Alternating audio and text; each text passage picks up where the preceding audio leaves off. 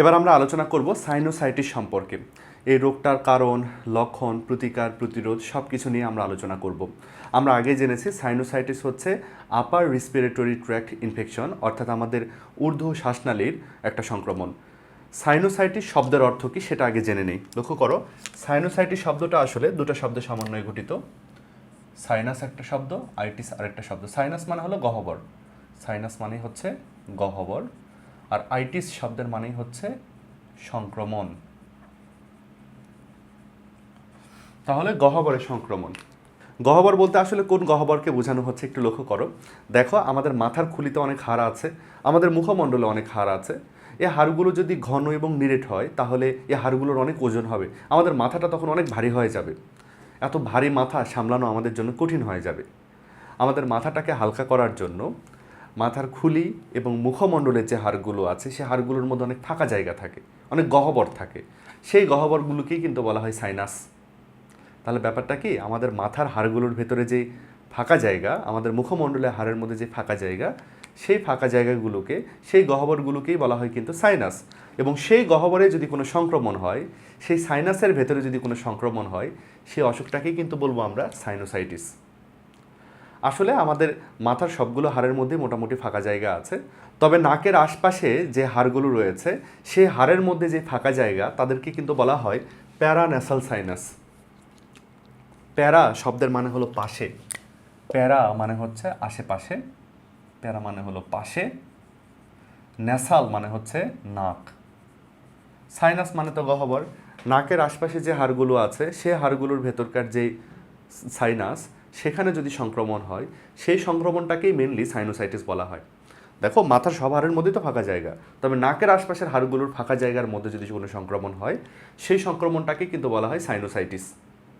তাহলে সাইনোসাইটিস ব্যাপারটা কি, প্যারানেসাল সাইনাসের কোনো সংক্রমণকেই বলবো আমরা সাইনোসাইটিস। নাকের আশপাশের হাড়গুলোর ভেতরে যে ফাঁকা জায়গা সেখানে যদি সংক্রমণ হয় সেটাকেই বলবো আমরা সাইনোসাইটিস। বুঝতে পারছো? এখন আমাদের নাকের আশপাশে কিন্তু মোট 4টা হাড় আছে, যে হাড়গুলোর সাথে নাকের শ্বাসনালীর একটা ভালো সম্পর্ক আছে। এই জন্যই কিন্তু আমরা এই হাড়গুলোর যে সংক্রমণ সেটা এখন পড়ছি, কারণ আমাদের শ্বাসনালী নিয়ে পড়াশোনা ছিল এই অধ্যায়ে। এজন্য আমরা নাকের আশপাশে যে হাড়গুলো আছে তাদের ভেতরকার সংক্রমণটাই পড়ছি। দেখো, নাকের আশপাশে সব মিলে 4টা হাড় রয়েছে, 4 ধরনের হাড় রয়েছে। এই হাড়গুলোর নাম আমি একটু বলে দিই। দেখো, আমাদের কপালে যে হাড়টা আছে এটার নাম কিন্তু ফ্রন্টাল হাড়, এর মধ্যে কিছু ফাঁকা জায়গা আছে, তার নাম কিন্তু হচ্ছে ফ্রন্টাল সাইনাস। আমাদের চোখের ঠিক পেছনে যে হাড় আছে তার নাম হলো স্ফেনয়েড হাড়। স্ফেনয়েড হাড়ের মধ্যেও কিছু ফাঁকা জায়গা, সেই ফাঁকা জায়গাগুলোকে বলা হয় স্ফেনয়েড সাইনাস। নাকের ঠিক পেছনে মানে হচ্ছে দুই চোখের মাঝে এই জায়গাতে একটা হাড় আছে, নাম হচ্ছে এথময়েড হাড়। এথময়েড হাড়ের মধ্যে যদি ফাঁকা জায়গা থাকে তার নাম তো এথময়েড সাইনাস।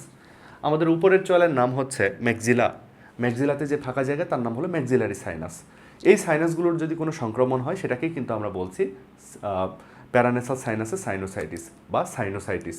এই হাড়গুলো তোমাদেরকে আগে একটু চেনায় দিই, লক্ষ্য করো সবাই। 4টা হাড় এবং সাইনাস তোমাদেরকে আগে দেখায়, তোমরা লক্ষ্য করো। আমার কাছে একটা প্লাস্টিকের কঙ্কাল আছে, এখানে তোমাদেরকে 4টা হাড় দেখায়, কাছে থেকে এসে দেখায়। লক্ষ্য করো, এই যে এই হাড়টা কপালের যে হাড়, বুঝতে পারছো? কপালের এই হাড়টাকে বলা হয় ফ্রন্টাল অস্থি। এই হাড়ের নাম হলো ফ্রন্টাল অস্থি। তো এই জায়গাতে এবং এই জায়গাতে কিছু গহ্বর আছে, এখানে এবং এখানে কিছু গহ্বর আছে। ফ্রন্টাল হাড়ের ভেতরের এই জায়গাতে, আমাদের ভ্রুর এই জায়গাতে এবং এই জায়গাতে কিছু গহ্বর আছে, এই গহ্বরগুলোকেই বলা হচ্ছে ফ্রন্টাল সাইনাস। তাহলে ফ্রন্টাল হাড় মানে কপালের হাড়, ফ্রন্টাল হাড়ের ভেতরে মানে কপালের হাড়ের ভেতরে যে গহ্বর আছে তার নামই হলো ফ্রন্টাল সাইনাস। এবার খেয়াল করো, আমি চোখের ভেতরে হাত ঢোকাই দিছি, তাই না? চোখটাকে বের করে নিয়ে চোখের ভেতরে তুমি যদি টাচ করে দেখো, যে এই জায়গাতে যেখানে আমি টাচ করেছি, যেখানে যেখানে টাচ করছি, এই জায়গাতে যে হাড়টা আছে সে হাড়ের নাম কিন্তু স্ফেনয়েড হাড়। তো এই স্ফেনয়েড হাড়ের ভেতরে কিছু ফাঁকা জায়গা আছে, সেই ফাঁকা জায়গার নাম হলো স্ফেনয়েড সাইনাস।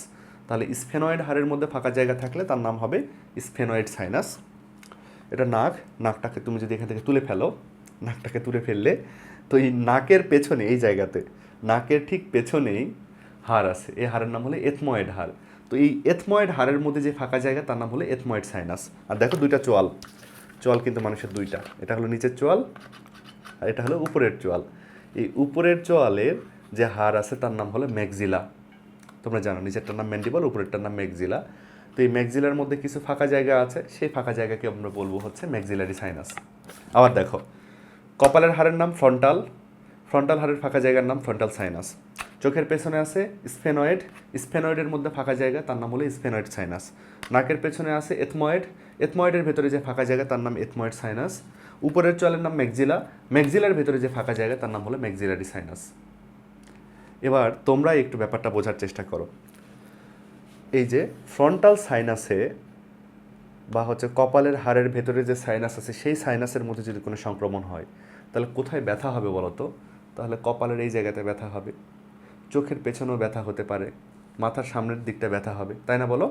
ফ্রন্টাল সাইনাসে কোনো ইনফেকশন হলে তাহলে চোখের উপরে, ভ্রুতে, কপালে এই জায়গাতে ব্যথা হবে। স্ফেনয়েড হাড় তো হচ্ছে চোখের পেছনে, স্ফেনয়েড হাড় হলো চোখের পেছনে, তাহলে এই স্ফেনয়েড হাড়ের মধ্যে যদি যে সাইনাস আছে সেখানে যদি কোনো সংক্রমণ হয় তাহলে চোখের পেছনে ব্যথা হবে, অর্থাৎ পুরো চোখটাই ব্যথা করবে, তাই না? স্ফেনয়েড হাড় যেহেতু চোখের পেছনে, স্ফেনয়েড সাইনাসে কোনো সংক্রমণ হলে চোখের পেছনে ব্যথা হবে। এথময়েড সাইনাস হচ্ছে চোখের মাঝে এই জায়গাতে অথবা নাকের পেছনে। এথময়েড হাড়ের ভিতরে সাইনাস মানে এথময়েড সাইনাসের মধ্যে যদি কোনো সংক্রমণ হয় তাহলে নাক সহ চোখে ব্যথা হবে। আর দেখো ম্যাক্সিলা মানে উপরের চোয়াল, উপরের চোয়াল, উপরের চোয়ালের নাম ম্যাক্সিলা, ম্যাক্সিলার ভেতরে যে সাইনাস তার নাম ম্যাক্সিলারি সাইনাস। ম্যাক্সিলারি সাইনাসে যদি কোনো সংক্রমণ হয় তাহলে আমাদের উপরের চোয়ালে দাঁতে ব্যথা হবে, দাঁতে ব্যথা হবে, উপরের চোয়ালে ব্যথা হবে, বুঝতে পারছো? এই জায়গাগুলোতে ব্যথা হবে, এই জায়গাতে ব্যথা হলে তাহলে বুঝবে যে ম্যাক্সিলারি সাইনাসে ইনফেকশন। চোখে ব্যথা হলে স্ফেনয়েড হাড়, ইথময়েড হাড়ের মধ্যে ইনফেকশন। আর যদি আমরা বুঝতে পারি যে হলো কপালে ব্যথা হচ্ছে, ভ্রুতে ব্যথা হচ্ছে, তাহলে বুঝবো যে ফ্রন্টাল সাইনাসের মধ্যে যে গহ্বর মানে হচ্ছে ফ্রন্টাল সাইনাসের মধ্যে ইনফেকশন, বুঝতে পারছো? তাহলে সাইনাসগুলোর অবস্থান আগে আমি তোমাদের প্র্যাকটিক্যালি দেখিয়েছি, এবার একটু লিখে দে, লক্ষ্য করো, এখান থেকে এমসিকিউ আসতে পারে। ফ্রন্টাল সাইনাস কোথায় থাকে? এটা কপালে থাকে। ফ্রন্টাল সাইনাস থাকে কপালে, এই জায়গাতে দেখালাম তোমাদের। স্ফেনয়েড সাইনাস এটা কোথায় থাকে? আমাদের চোখের পেছনে। স্ফেনয়েড হাড়ও চোখের পেছনে, স্ফেনয়েড সাইনাসও চোখের পেছনে, চোখের পেছনে, পেছনে, চোখের অক্ষিগোলকের পেছনে। এথময়েড সাইনাস কোথায় থাকে? এথময়েড হাড়ের মধ্যে। এথময়েড হাড় কোথায়? নাকের পেছনে, তাহলে এথময়েড হাড় নাকের পেছনে।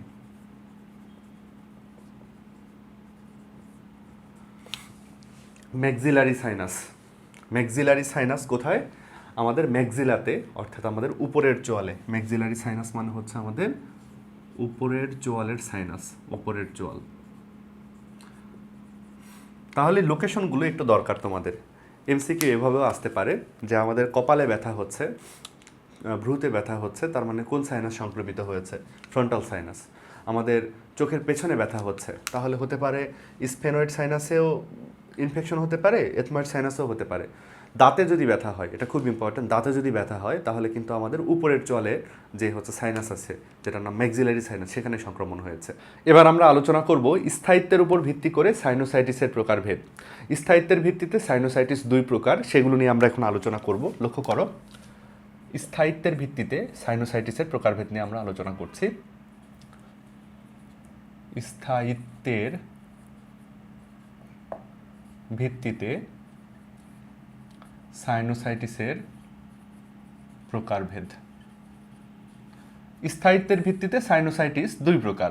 একটা প্রকারের নাম হচ্ছে স্বল্পস্থায়ী, স্বল্পস্থায়ী সাইনোসাইটিস, যাকে ইংরেজিতে বলা হয় অ্যাকিউট সাইনোসাইটিস। এবং স্থায়িত্বের উপর ভিত্তি করে সাইনোসাইটিসের আরও একটা প্রকার পাওয়া যায়, সেটা হচ্ছে দীর্ঘস্থায়ী,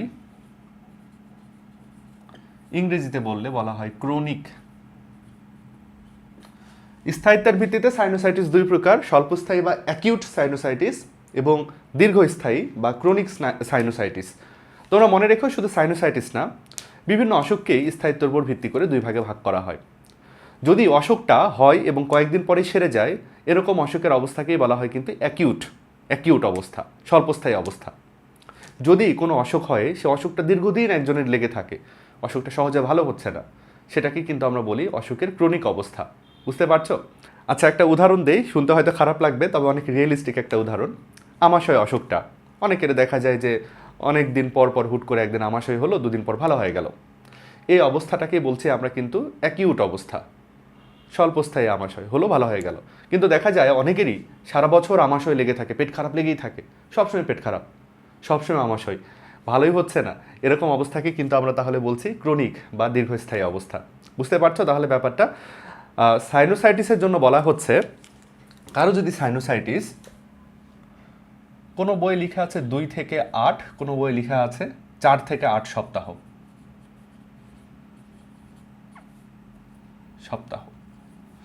যদি কারো সাইনোসাইটিস হয় এবং এই সাইনোসাইটিসটা 2 থেকে 8 সপ্তাহ পর্যন্ত থাকে, সেটাকেই বলবো আমরা স্বল্পস্থায়ী সাইনোসাইটিস। 2 সপ্তাহ মানে 15 দিন, 8 সপ্তাহ মানে প্রায় 2 মাস। তার মানে মোটামুটি কারো সাইনোসাইটিস হয়েছে, মানে মাথা ব্যথা সর্দি হয়েছে, এবং এই মাথা ব্যথা ঠান্ডা লাগা সর্দিটা মোটামুটি 2 সপ্তাহ থেকে 1 মাস অথবা 2 মাসের মধ্যে সেরে গেল, তখনই সেটাকে বলবো আমরা হচ্ছে স্বল্পস্থায়ী বা অ্যাকিউট সাইনোসাইটিস। কিন্তু কারো যদি এই সাইনোসাইটিসটা অনেক দিন থাকে, যেমন বই বলা হচ্ছে 8 সপ্তাহের বেশি, 8 সপ্তাহের বেশি সময় ধরে যদি কারো সাইনোসাইটিসটা থেকে যায়, সেটাকেই বলবো আমরা কিন্তু ক্রনিক সাইনোসাইটিস। আরও ভালো করে উদাহরণটা দিয়ে লক্ষ্য করো, তোমার হুট করে সর্দি লেগেছে, মাথা ব্যথা হচ্ছে, কয়েকদিন মাথা ভার ভার লাগছে, এরকম সমস্যা 1 সপ্তাহ 2 সপ্তাহ থাকলো, তারপর ভালো হয়ে গেল। মোটামুটি ঋতু পরিবর্তনের সময় এরকম সর্দি কাশি আমাদের অনেকেরই হয়। তাহলে বুঝতেই পারছো এই সাইনোসাইটিসটাকে বলা হচ্ছে কিন্তু স্বল্পস্থায়ী সাইনোসাইটিস। কিন্তু তোমার অনেক বন্ধু বান্ধব, আত্মীয় স্বজন, অথবা তোমরা যারা ভিডিও দেখছো, তোমাদেরও এরকম হতে পারে যে পুরা শীতকাল ঠান্ডা লাগা লেগে থাকে, মাথায় হচ্ছে মাথায় সর্দি জমে থাকে, অর্থাৎ মাথা ব্যথা করে, মাথা ভার ভার লাগে, সবসময় সর্দি কাশি লেগেই থাকে। এই অবস্থাটাকে কিন্তু বলা হচ্ছে ক্রনিক সাইনোসাইটিস। খুবই ভয়ঙ্কর অবস্থা, বুঝতে পারছো? খুব কষ্টকর অবস্থা। সবসময় যদি সর্দি লেগে থাকে কী কষ্ট হবে। আমার এক টিচারের এরকম ছিল, সবসময় হচ্ছে তার সর্দি কাশি লেগেই থাকতো, আমাকে ম্যাথ পড়াতেন ওই টিচার। তো তাদের কষ্টগুলো আমি খুব কাছ থেকে দেখেছি। তোমাদের এরকম অনেকের সমস্যা থাকতে পারে, চিকিৎসা আছে, চিকিৎসা বিজ্ঞানের সাহায্য তোমাদের নিতে হবে, ডাক্তারের অবশ্যই পরামর্শ মেনে চলতে হবে। তারপর আমরা পড়াশোনাতে চলে আসি। তাহলে আমরা মনে রাখবো, অ্যাকিউট মানে হলো স্বল্পস্থায়ী, আর ক্রনিক মানে হলো দীর্ঘস্থায়ী। এই শব্দগুলো তোমাদের অনেকের মনে থাকে না। অ্যাকিউট মানে হলো স্বল্পস্থায়ী, ক্রনিক মানে দীর্ঘস্থায়ী। তো শব্দের দিকে লক্ষ্য করে, অ্যাকিউট শব্দটা ছোট, তার মানে এর মেয়াদটাও ছোট, তাই না? আর ক্রনিক শব্দটা দেখো বড়, তাহলে এই অসুখের কি মেয়াদটাও বড়। এভাবে মনে রাখতে হবে, অ্যাকিউট মানে তাহলে স্বল্পমেয়াদী অসুখ, আর হচ্ছে ক্রনিক মানে হচ্ছে দীর্ঘমেয়াদী, অনেক দিন ধরে সমস্যাটা থাকছে। অ্যাকিউটের মেয়াদ কতদিন? 2 থেকে 8 সপ্তাহ। মনে রেখো, এটা শুধু সাইনোসাইটিসের জন্য প্রযোজ্য। সাইনোসাইটিসের জন্য অ্যাকিউট সাইনোসাইটিসের মেয়াদ হলো 2 থেকে 8 সপ্তাহ, এবং ক্রনিক সাইনোসাইটিসের মেয়াদ হচ্ছে 8 সপ্তাহের বেশি। এবার আমরা সাইনোসাইটিসের কারণগুলো নিয়ে আলোচনা করব। তোমরা লক্ষ্য করো, বোর্ডে আমি অনেকগুলো সাইনোসাইটিসের কারণ লিখেছি। তবে সাইনোসাইটিসের কারণ বোঝার আগে সাইনোসাইটিস কিভাবে হয় সেটা আমাদের জানতে হবে। সাইনোসাইটিসের ফিজিওলজিটা আমাদের আগে বুঝতে হবে। সাইনোসাইটিস হয় আমাদের মাথার এবং মুখমণ্ডলের বেশ কিছু হাড়ের ফাঁকা জায়গাতে। কিভাবে হয় সাইনোসাইটিস সেটা একটু দেখো। আমি একটা মাথা এঁকে নেই, এটা হচ্ছে একটা মানুষের মাথা, তারপর হচ্ছে গলা, চোখগুলা দিয়ে দিই, এখানে একটা চোখ, এখানে একটা চোখ, এই যে নাক, মুখ, ওকে, ফেস আঁকা হয়ে গেছে। এখন দেখো এই জায়গাতে, চোখের এই জায়গাতে এখানে কিন্তু একটা গহ্বর আছে, এটার নাম হলো ফ্রন্টাল সাইনাস। এপাশেও সেম গহ্বর রয়েছে, এপাশেও রয়েছে হচ্ছে ফ্রন্টাল সাইনাস। তারপরে এই জায়গাগুলোতে রয়েছে হলো স্ফেনোয়েড সাইনাস, এথমোয়েড সাইনাস, এই জায়গাগুলোতে রয়েছে ম্যাক্সিলারি সাইনাস। তোমরা আশা করি দেখতে পাচ্ছ। তাহলে যে জিনিসটা এখানে দেখানো হচ্ছে যে আমাদের চোখে, মুখে, নাকে, এর আশপাশের বিভিন্ন জায়গাতে অনেক হাড় রয়েছে, হাড়গুলোর মধ্যে রয়েছে ফাঁকা জায়গা। এই যেগুলো হলো সে ফাঁকা জায়গা। এই সাইনাসগুলোর নাম আমরা আগেও জেনেছি। এখন দেখো এই ফাঁকা জায়গাগুলোর মধ্যে কিন্তু নর্মালি বাতাস থাকে। বাতাস থাকে, এর কারণ হচ্ছে আমাদের মাথাটাকে হালকা করতে হবে। এই ফাঁকা জায়গাগুলোতে যদি বাতাস থাকে তাহলে মাথাটা বেশ হালকা লাগে। এখন এই সাইনাসগুলোর গায়ে কিন্তু, এই সাইনাসগুলোর ভেতরের প্রান্তে কিন্তু একটা আবরণ আছে পাতলা। এই আবরণটাকে বলা হয় মিউকাস আবরণ। অর্থাৎ প্রত্যেকটা সাইনাসের বা গহ্বরেরই ভেতরের প্রাচীরটাকে বলা হয় মিউকোসাই স্তর। এই স্তরের কাজই হলো পিচ্ছিল পদার্থ ক্ষরণ করা। তাহলে এই স্তরগুলোর কাজই হচ্ছে পিচ্ছিল পদার্থ ক্ষরণ করা। বিভিন্ন সমস্যা হলে এই স্তরগুলো আরও বেশি বেশি পিচ্ছিল পদার্থ ক্ষরণ করে। পিচ্ছিল পদার্থগুলোকে বলা হচ্ছে তাহলে মিউকাস। তাহলে আমি একটু লিখি, প্রত্যেকটা সাইনাসের ভেতরের যে প্রাচীরটা সেটাকে বলা হয় মিউকোসা স্তর। এই মিউকোসা স্তরের কাজ হলো মিউকাস ক্ষরণ। আর মিউকাস কেমন পদার্থ? মিউকাস হলো পিচ্ছিল পদার্থ। এই পিচ্ছিল পদার্থের কাজ হলো প্রতিরক্ষা। তাহলে সাইনাসের ভেতরের যে প্রাচীরটা তার নাম মিউকোসা স্তর। মিউকোসা স্তর থেকে মিউকাস ক্ষরণ হয়। মিউকাস পিচ্ছিল পদার্থ, এদের কাজই হলো আমাদের সাইনাসগুলোর প্রতিরক্ষা দেওয়া। এখন এই মিউকাসগুলো সঠিক পরিমাণে তৈরি হয়। মিউকাসগুলো এদিক দিয়ে নাকে চলে আসে। মিউকাসগুলো এদিক দিয়ে নাকে চলে আসে। মিউকাসগুলো এদিক দিয়ে নাকে আসে। মিউকাসগুলো এদিক দিয়ে নাকে আসে। সবগুলো সাইনাসের যে হলো পথ সেটা কিন্তু নাকে এসে উন্মুক্ত হয়েছে। দেখো সবগুলো সাইনাস কিন্তু নাকে এসে উন্মুক্ত হয়েছে, অর্থাৎ তারা সবাই মিলে যে পিচ্ছিল পদার্থগুলো তৈরি করে সেগুলো নাক দিয়ে কিন্তু বাইরে বের হয়ে যায়। এই হচ্ছে ঘটনা। তাহলে আমাদের এই জায়গাতে এই জায়গাতে এই জায়গাতে বিভিন্ন সাইনাস আছে। সাইনাসের মধ্যে পিচ্ছিল পদার্থ তৈরি হয়। এই পিচ্ছিল পদার্থগুলো নাকে এসে জমা হয়। এটা রেগুলার ঘটনা। কিন্তু কোনো কারণে যদি এই পথটা বন্ধ হয়ে যায়, এই পথ যদি বন্ধ হয়ে যায়, এই পথ বন্ধ হয়ে যায়, প্রত্যেকটা সাইনাসের মুখ বন্ধ হয়ে যায়, তাহলে বলো তো পিচ্ছিল পদার্থগুলো কি আর বেরিয়ে আসতে পারবে? পারবে না। পিচ্ছিল পদার্থগুলো যদি বেরিয়ে না আসতে পারে তাহলে এখানে কিন্তু মিউকাস জমতে শুরু করবে। এখানে মিউকাস জমতে শুরু করবে এবং এই মিউকাসে পুরো সাইনাসটা ভরে যাবে। মিউকাসে যখন পুরো সাইনাস ভরে যাবে তখন এই মিউকাসের চাপে এই জায়গাগুলো ভারী ভারী লাগবে, এই জায়গাগুলোতে ব্যথা করবে। এছাড়াও যেহেতু এর মধ্যে বাতাস যাওয়া আসা করতে পারছে না, এর ভেতরকার পানিগুলো বেরিয়ে আসতে পারছে না, এখানে ইনফেকশন আরও বাড়তে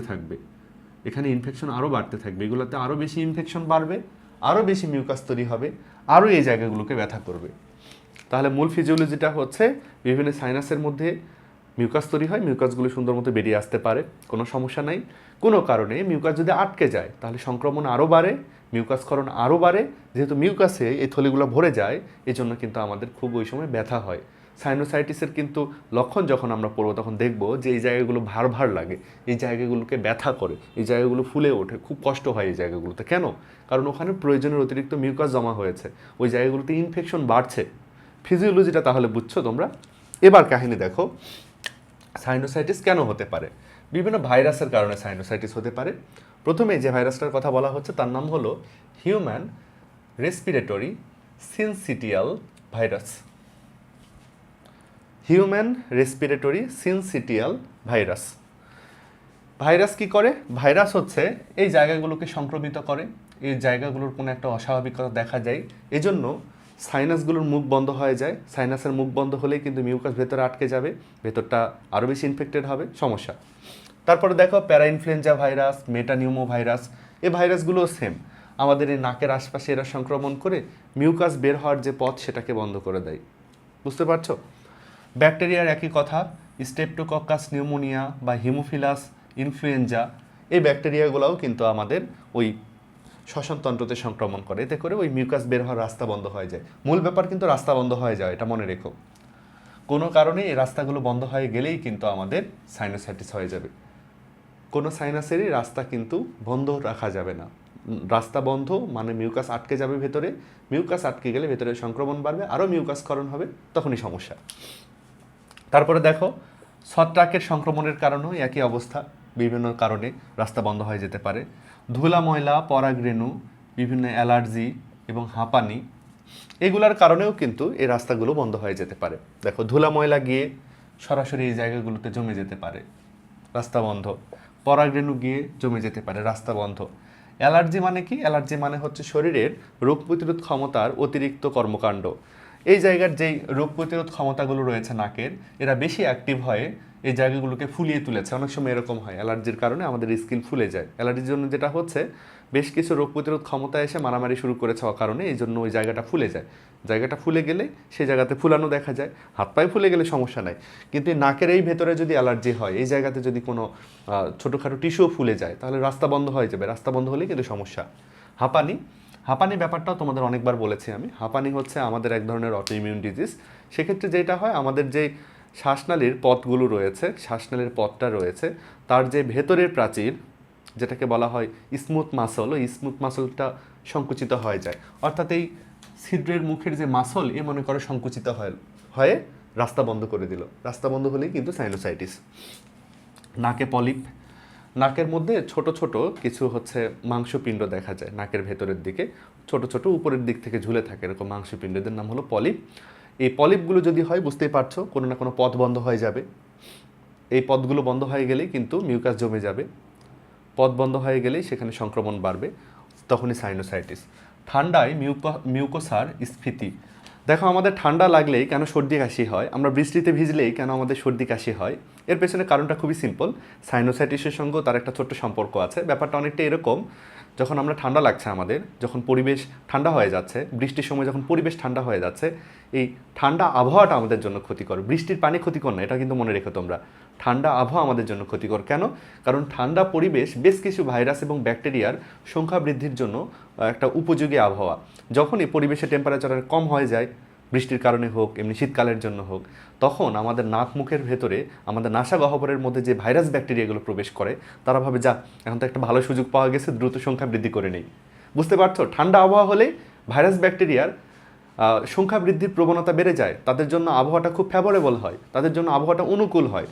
তখন তারা আমাদের যে নাক বা শ্বাসনালী এই জায়গাগুলোতে প্রচুর পরিমাণে সংখ্যা বৃদ্ধি করতে থাকে। তখন আমাদের নাক বা শ্বাসনালী এরাও মনে করে তোদেরকে তো থাকতে দিব না, এক কাজ করি, বেশি করে মিউকাস বের করে তোদেরকে একদম বের করে দিই, বেশি করে মিউকাস ক্ষরণ করলে তোদেরকে তাড়িয়ে দিই।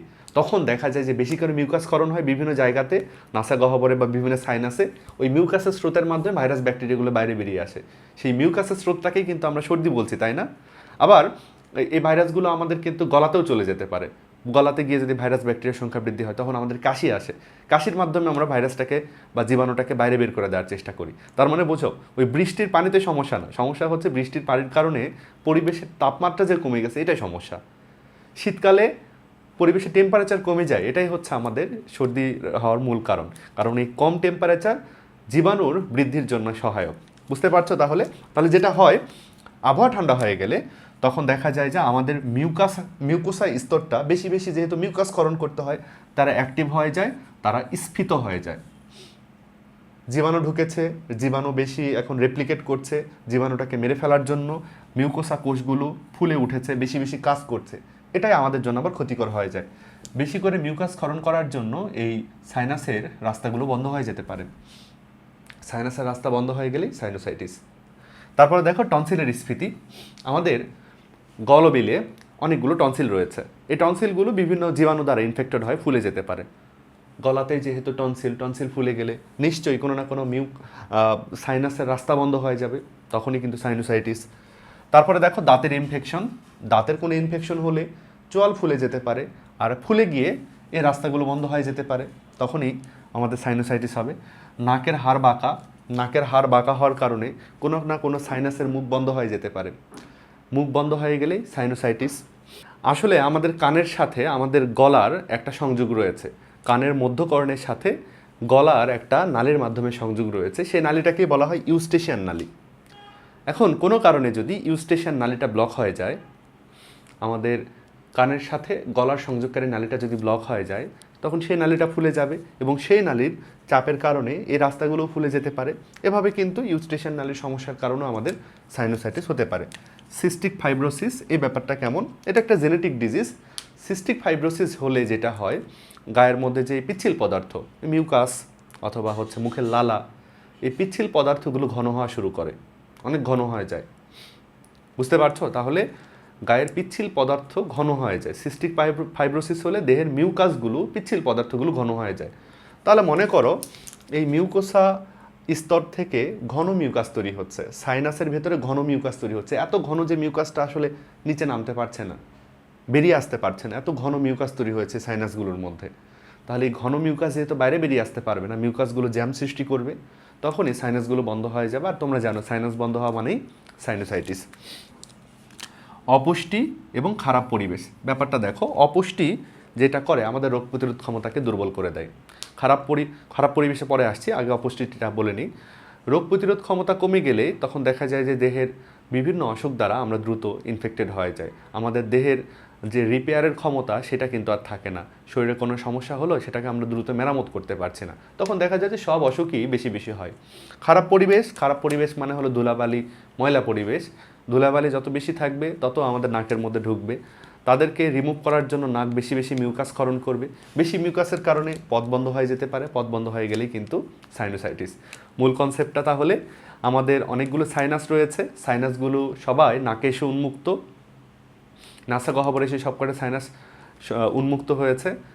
তাদের সাইনাসগুলোর একটা করে রাস্তা রয়েছে। কোনো কারণে যদি সাইনাসের ওই রাস্তাগুলো ব্লক হয়ে যায়, তাহলে সাইনাসগুলোর ভেতর থেকে মিউকাস বেরিয়ে আসতে পারবে না, তখন সেখানে মিউকাস জমতে থাকবে। মিউকাসের কারণে সাইনাস ফুলে যাবে, এবং সাইনাস ফুলে গেলে সেটাকে কিন্তু আমরা বলবো সাইনোসাইটিস। সাইনাসের মধ্যে কোনো সমস্যা হলেই সেটাকে বলবো আমরা সাইনোসাইটিস। তাহলে এক কথায় বলা যায়, সাইনোসাইটিসের কারণ কিন্তু একটা দুটা না, অনেক কারণে আমাদের সাইনোসাইটিস হতে পারে। কাজেই সাইনোসাইটিসের চিকিৎসাও তাহলে সহজ না। ডাক্তারের কাছে গেলে ডাক্তার আসলে ডিসিশন নেবেন যে কোন সমস্যার কারণে আসলে সাইনোসাইটিস হয়েছে। যেই সমস্যার কারণে সাইনোসাইটিস হচ্ছে সেই সমস্যাটাকে সমাধান করতে হবে। এবার আমরা সাইনোসাইটিসের লক্ষণ নিয়ে আলোচনা করব। লক্ষণগুলো খুবই সাধারণ, তারপর আমরা একটু দেখে নিই। লক্ষ্য করো, যেটা হবে, নাক থেকে ঘন তরল বের হবে, সর্দি বের হবে, সেটার রং সবুজ অথবা হালকা সবুজ রঙের হতে পারে। নাক দিয়ে যে সর্দিটা বের হবে সেটা যদি একদম স্বচ্ছ দেখায়, পানির মতো দেখায়, তাহলে বুঝবে যে সেটা কমন কোল্ড, মানে সাধারণ যে সর্দি জ্বর হয়। কিন্তু নাকের এই সর্দির রং যদি বেশ ঘন ঘন হলুদ অথবা ঘন সবুজের মতো রং দেখায়, তাহলে সেটা সাইনোসাইটিসের লক্ষণ। 2 নম্বর লক্ষণটার দিকে দেখো, তীব্র এবং দীর্ঘ মাথা ব্যথা। আগে আমরা বলেছি যে যেহেতু সবগুলো সাইনাস ব্লক হয়ে যায়, সাইনাসগুলো থেকে তরল পদার্থ বেরিয়ে আসতে পারে না, এই জন্য সাইনাস ফুলে গিয়ে ব্যথা করে। চোখ মুখেও ব্যথা হতে পারে, চোখের পেছনে ব্যথা হতে পারে, কপালে ব্যথা হতে পারে, মাথা ব্যথা হতে পারে। মাথা ব্যথার তীব্রতা বেশ থাকে এবং বেশ দীর্ঘ সময়, অনেক সময় ধরে মাথা ব্যথাটা থাকে। বিশেষ করে হাঁটলে বা নিচু হলে, নামাজ পড়ি যারা আমরা যখন রুকুতে যাই, সেজদাতে যাই, তখন কিন্তু মাথা ব্যথা আরও বেড়ে যায়। মানুষ যখন নিচু হয়, হেলে যায়, তখন কিন্তু হচ্ছে মাথা ব্যথা বেড়ে যায়। তারপরে দেখো, জ্বর জ্বর ভাব হয়। শরীরের মধ্যে কোথাও কোনো সংক্রমণ হলে, কোথাও কোনো প্রদাহ হলে আমাদের কিন্তু গায়ে জ্বর আসে। গায়ে জ্বর আসা হচ্ছে দেহের রোগ প্রতিরোধ ক্ষমতার কর্মকাণ্ডেরই একটা অংশ। জ্বর আনার মাধ্যমে দেহের রোগ প্রতিরোধ ক্ষমতা বেশি সজাগ হয়, বুঝতে পারছো? তাহলে জ্বর আসে। নাক বন্ধ হয়ে যায়, নিঃশ্বাসে বাজে গন্ধ হয়। এই যে সাইনাসগুলো সবগুলো ফুলে গিয়ে নাকের যেই রাস্তাটা সেটা বন্ধ করে দেয়। নাকের রাস্তা বন্ধ হওয়ার কারণে আমাদের নাক বন্ধ হয়ে যায়, যে নাসা গহ্বর সেটা বন্ধ হয়ে যাওয়ার কারণে নাক বন্ধ দেখায়, বন্ধ ফিল হয়। এবং নিঃশ্বাসে বাজে গন্ধ হয় কেন? কারণ এই ভেতরে ভেতরে ইনফেকশনের কারণে বিভিন্ন টিস্যুতে পচন ধরে, সেখানে কিন্তু হচ্ছে ব্যাকটেরিয়া বেশ কিছু টিস্যুর ক্ষয়ক্ষতি করে ফেলে, এই জন্য বাজে গন্ধটা হয়। মুখমণ্ডল অনুভূতিহীন হয়ে যায়, মানে মুখমণ্ডলের এত বেশি ব্যথা জ্বরের কারণে দেখা যায় যে সেই জায়গায় তার অনুভূতি পাওয়া যাচ্ছে না, ওই যে অধিক সুখে পাথরের মতো ব্যাপার। দাঁতে ব্যথা হয়, বুঝতেই পারছো। এই ম্যাক্সিলারি সাইনাসটা কিন্তু দাঁতের নিচে অবস্থান করছে। ম্যাক্সিলারি সাইনাসটা কিন্তু দাঁতের উপরে, দাঁতের আশপাশে অবস্থান করছে। তাহলে ম্যাক্সিলারি সাইনাসের সমস্যা হলে কিন্তু দাঁতেও ব্যথা হবে। এবং কাশি এবং গলা ভেঙে যাওয়া। আমাদের কোনো জীবাণু যদি সাইনাস থেকে বের হয়, সাইনোসাইটিসেরই জীবাণু সাইনাস থেকে বের হয়, চলে গেছে শ্বাসনালীতে বা স্বরযন্ত্রতে, এখানে জীবাণু চলে এসেছে, এখানে জীবাণু আসলে কিন্তু কাশি হবে। জীবাণু নাকের আশপাশে থাকলে হাসি হবে, কিন্তু জীবাণু নিচে এই জায়গাতে আসলে কিন্তু কাশি হবে। এবং জীবাণু যদি স্বরযন্ত্রের ক্ষতি করে ফেলে, তখন কিন্তু এরকম গলা ভেঙে যাবে। গলা ভাঙা কথাটা একটু খারাপ শোনাচ্ছে, গলা ভাঙা মানে হচ্ছে গলা মটকানো বোঝাচ্ছে। গলা ভাঙা বলতে এখানে আসলে গলার স্বর ভেঙে যাওয়ার কথা বোঝানো হচ্ছে, বুঝতে পারছো? যে স্বরযন্ত্রতে যেখানে স্বর তৈরি হয়, শব্দ তৈরি হয়, সেই জায়গাতে সমস্যা হয়েছে, এই জন্য শব্দ ভেঙে ভেঙে ভেঙে উচ্চারণ হচ্ছে, শব্দ ঠিক মতো বেরোচ্ছে না, এটাকে আসলে গলা ভাঙা বলা হচ্ছে। এগুলোই হচ্ছে সাইনোসাইটিসের লক্ষণ। এবার আমরা সাইনোসাইটিস রোগের জটিলতাগুলো নিয়ে আলোচনা করব। আগে আমরা জেনেছি প্যারানেসাল সাইনাসগুলোর ভেতরে যদি কোনো সংক্রমণ হয় সেটাকে বলা হয় সাইনোসাইটিস। অর্থাৎ নাকের আশপাশে হাড়গুলোর ভেতরে যে সাইনাস রয়েছে সেখানে সংক্রমণ হলেই তার নাম হলো সাইনোসাইটিস। দেখো, এখানে যে হাড় রয়েছে তার নাম কিন্তু ম্যাক্সিলা। চোখের পেছনে রয়েছে হলো স্ফেনয়েড, নাকের পেছনে রয়েছে এথময়েড, কপালে রয়েছে ফ্রন্টাল হাড়। এর ভেতরে ফাঁকা জায়গাগুলোতে সংক্রমণ হলেই তো সাইনোসাইটিস, তাই না? এখন মনে করো সংক্রমণটা তোমার চোখের পেছনে যে হাড়, স্ফেনয়েড হাড়, তার ভেতরে। স্ফেনয়েড হাড়ের ভেতরে সাইনাসে সংক্রমণ। এখন খুব সহজেই কিন্তু স্ফেনয়েড হাড়ের ভেতর থেকে জীবাণুটা চোখের মধ্যে চলে আসতে পারে। তারপরে মনে করো হচ্ছে ফ্রন্টাল সাইনাস, এই যে কপালের হাড়ের মধ্যে যে হচ্ছে ফাঁকা জায়গা তার মধ্যে সংক্রমণ। এখন এই জীবাণুটা কপাল থেকে ভেতরে ব্রেনে চলে যেতে পারে, কপালের হাড় থেকে জীবাণুটা ব্রেনে চলে যেতে পারে, এতে করে ব্রেনে সংক্রমণ হতে পারে। অর্থাৎ আমরা মনে রাখবো সাইনোসাইটিসের কারণে আমাদের খুবই দুইটা গুরুত্বপূর্ণ অঙ্গ, আমাদের চোখ এবং আমাদের ব্রেনে সংক্রমণ হতে পারে। চোখে সংক্রমণ হতে পারে, যে সংক্রমণটার নাম হচ্ছে পেরি অরবিটাল সেলুলাইটিস অথবা অরবিটাল সেলুলাইটিস। পেরি মানে হলো চারপাশ, অরবিটাল মানে হলো চোখের অক্ষিগোলক, মানে চোখের ভেতরের যে গোল জায়গাটা আছে না, যার মধ্যে চোখের অক্ষিগোলকটা অবস্থান করে, এটার নামই হলো অরবিট। এটার নামই হলো অরবিট, মানে যে সকেটের মধ্যে চোখটা থাকে সেই সকেটটার নামই হলো অরবিট। সেলুলাইটিস মানে সেলের মধ্যে সংক্রমণ, চোখের যে গোলকটা আছে অক্ষিগোলকের চারপাশের যে হচ্ছে সেলগুলো রয়েছে সেখানে সংক্রমণ, অর্থাৎ চোখের আশপাশে সংক্রমণ, এটাকে বলা হচ্ছে পেরিঅরবিটাল সেলুলাইটিস। এদিকে অরবিটাল সেলুলাইটিস দ্বারা বোঝানো হচ্ছে চোখের অক্ষিগোলকের ভেতরেই যদি কোনো সংক্রমণ হয় সেটা, অর্থাৎ অক্ষিগোলকে সংক্রমণ হলে অরবিটাল সেলুলাইটিস, অক্ষিগোলকের আশপাশের যে সেলগুলো রয়েছে সেখানে সংক্রমণ হলে পেরি অরবিটাল সেলুলাইটিস। মূল কথায় চোখের খুব বড় ক্ষতি হবে এই সংক্রমণগুলো যদি হয়। এই সংক্রমণগুলো আসে কোথা থেকে? সাইনোসাইটিস থেকেই। তাহলে আমরা মনে রাখবো সাইনোসাইটিসের কারণে চোখের পেরি অরবিটাল সাইনোসাইটিস অথবা অরবিটাল সাইনোসাইটিস হতে পারে।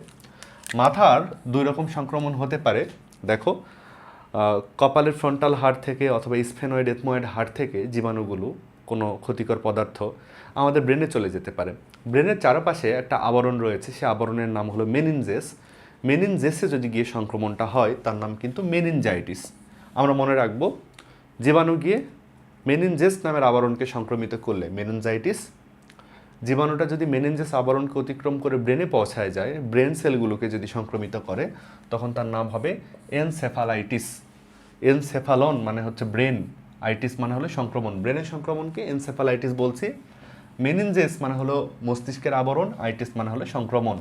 মস্তিষ্কের আবরণের সংক্রমণ হলে তার নাম হচ্ছে মেনিনজাইটিস। এই জটিলতাগুলোই কিন্তু সাইনোসাইটিস থেকে হতে পারে। কাজে সাইনোসাইটিস সাধারণ সর্দি কাশি হলেও এই জিনিসটা আসলে দীর্ঘ সময় ধরে যদি কারো থাকে তাহলে তার কিন্তু ব্রেনের ক্ষতি বা চোখের ক্ষতি হয়ে যেতে পারে এখান থেকে। কাজে আমাদের সাবধান থাকতে হবে। এবার আমরা সাইনোসাইটিস রোগের প্রতিকারগুলো নিয়ে আলোচনা করব। তার আগে তোমাদের প্রতিকার এবং প্রতিরোধের মধ্যে পার্থক্যটা ভালো করে বুঝিয়ে দেই, তাহলে প্রশ্নতে কি জানতে চাচ্ছে তুমি সঠিকভাবে বুঝতে পারবে। দেখো, প্রতিকার কি এবং প্রতিরোধ কি। মনে রাখবে, অসুখ হলে তখন তার জন্য কোনো ব্যবস্থা নেওয়াটাকে বলা হয় প্রতিকার, আর অসুখ হওয়ার আগেই যদি তুমি তার বিরুদ্ধে বেশ কিছু সচেতনতা অবলম্বন করো সেটাকে বলা হবে কিন্তু প্রতিরোধ। প্রতিকার হচ্ছে কি অসুখ হলে ব্যবস্থা নেওয়া, অসুখ হওয়ার আগেই ব্যবস্থা নেওয়াটাকে বলা হচ্ছে কিন্তু প্রতিরোধ। এভাবে মনে রাখতে পারো। প্রতিরোধ থেকে মনে রাখতে পারো বাধ, তাই না? বাধ, প্রতিরোধ, দূরের শেষে ধ আছে। প্রতিরোধ থেকে বাধ, বাঁধ আমরা কখন বানাই? বন্যা হওয়ার আগেই, কিন্তু অনেক আগেই, আগে থেকে প্রস্তুতি নেওয়াটা হচ্ছে প্রতিরোধ। আর প্রতিকার শব্দটা এসছে আকারের বিপরীত থেকে।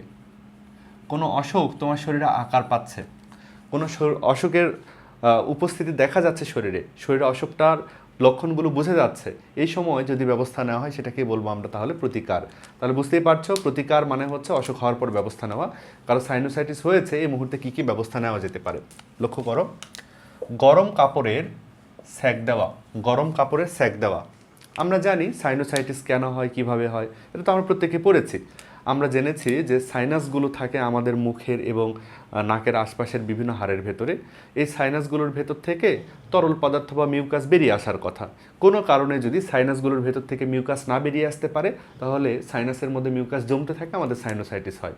আমরা যদি গরম কাপড়ে সেক নিই তাহলে দেখা যাবে সাইনাসের ভেতরকার মিউকাসগুলো গলে যাবে, সহজে ওরা নাকে চলে আসবে, বেরিয়ে আসবে। মিউকাসগুলো যদি সহজে বেরিয়ে আসে সাইনাসগুলোতে আরাম হবে। এজন্যই আমাদের যখন সাইনাসের খুব বেশি ব্যথা হবে, সাইনোসাইটিসের ব্যথা তীব্র হবে, তখন আমরা স্যাক নিব। স্যাক নিলে একটু মিউকাস গলে বেরিয়ে আসবে, আরাম হবে। তরল খাবার এবং পানি পান, তোমরা আগে থেকেই জানো যে সাইনাস বন্ধ হয়ে গেলেই সাইনোসাইটিস। এবং সাইনাস বন্ধ হয় কার কারণে? মিউকাসের কারণে। তুমি যদি বেশি তরল খাবার খাও, বেশি করে পানি খাও, তাহলে দেখা যাবে এই পানির কারণে সাইনাসের ভেতরকার মিউকাসগুলো আরও বেশি তরল হবে, তারা সহজে বেরিয়ে আসতে পারবে। আমাদের মূল উদ্দেশ্য কিন্তু সাইনাসের ভেতরকার মিউকাসগুলোকে বের করে আনা, বুঝতে পারছো? তাহলে দেখো, যদি বেশি করে পানি খাওয়া হয় তাহলে মিউকাসগুলো গলে যায়, বেশি তরল হয়, সহজে বেরিয়ে আসে। তারপরে দেখো পানির বাষ্প টেনে নেওয়া। পানির বাষ্প টেনে নেওয়া, পানি গরম করে ফুটাতে থাকলে পানির যে বাষ্পটা তৈরি হয় এটা যদি নাক দিয়ে শ্বাস গ্রহণের মাধ্যমে নেওয়া হয়, তখন এই গরম বাতাসটা বিভিন্ন সাইনাসের মধ্যে প্রবেশ করে, তখন সাইনাসের ভেতরকার মিউকাসগুলো একটু গলে যায়, বেরিয়ে আসে, আরাম হয়। তারপরে দেখো ন্যাসাল স্যালাইন স্প্রে করা। স্যালাইন মানে হচ্ছে লবণাক্ত পানি, ন্যাসাল স্যালাইন মানে হচ্ছে নাকে ব্যবহার করা যাবে এরকম বেশ কিছু লবণাক্ত পানি, এটা দিলেও নাকের আরাম হয়। ন্যাসাল স্প্রে, বেশ কিছু ঔষধ থাকে স্প্রেতে, এই স্প্রেগুলো গিয়ে কি করে নাকের ভেতরকার যে মাসলগুলো রয়েছে সেগুলোকে আরও ঢিলা করে দেয়, প্রসারিত করে দেয়, এতে করে নাকের ভেতরকার সাইনাসের ভেতরকার রাস্তাগুলো বেশি পরিষ্কার হয়, তারা রাস্তাগুলো একটু চওড়া হয়, তখন মিউকাসগুলো যাতায়াত সহজ হয়। নেসাল স্প্রে এভাবেই কাজ করে। অনেক সময় নাক বন্ধ হয়ে গেলে আমরা স্প্রে, নেসাল স্প্রে যখন দিই, নাকের মধ্যে ড্রপ দিই, তখন নাক ফাঁকা হয়ে যায় কেমনে আসলে, তখন যেটা হয় যে নাকের ভেতরকার যে পথগুলো রয়েছে পথগুলো চওড়া হয়ে যায়, এই জন্য আমরা নিঃশ্বাস নিতে পারি ওই সময় আরাম করে।